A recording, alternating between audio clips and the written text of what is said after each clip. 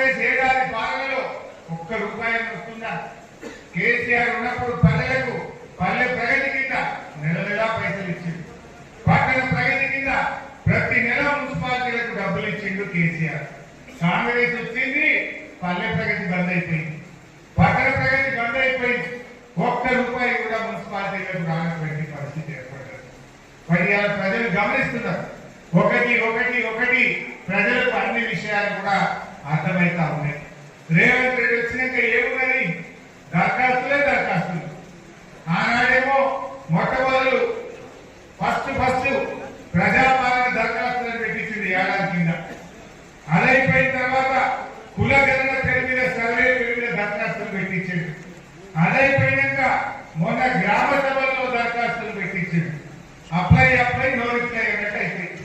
దరఖాస్తులు తప్ప స్కీమ్లు వచ్చింది అయితే రేవంత్ రెడ్డి పాలనలో కాగితాల మీద కాగితాలు పెట్టింది.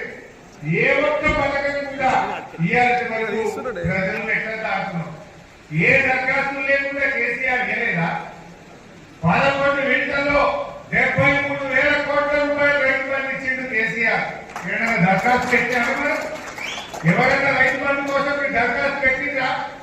ఏ దరఖాస్తు లేకుండా 69 లక్షల మంది రైతులకు 6 నెలలకు ఒక్కసారి 73,000 కోట్ల రూపాయలు కేసీఆర్ ఇచ్చి చూపించలేదా? కేసీఆర్ దరఖాస్తులు లేకుండా ఇయ్యగలిగినప్పుడు నువ్వెందుకు ఇయ్యలేకపోతున్నావు అని నేను అడుగుతా ఉన్నా. ఎన్నిసార్లు దరఖాస్తు పెట్టిస్తావు? ప్రజాపాలన దరఖాస్తు, కులగణన దరఖాస్తులు, గ్రామ సభల దరఖాస్తులు. దరఖాస్తులకు ఖర్చులు ఎక్కువైపోతాయి తప్ప నువ్వు ఇచ్చేది మాత్రం తక్కువ అయిపోతున్నది. ఒక్క రైతు బంధు ఇచ్చింది ఆ కేసీఆర్. 13 లక్షల మందికి కళ్యాణ లక్ష్మి కింద ₹1,00,000 ఇచ్చింది కదా.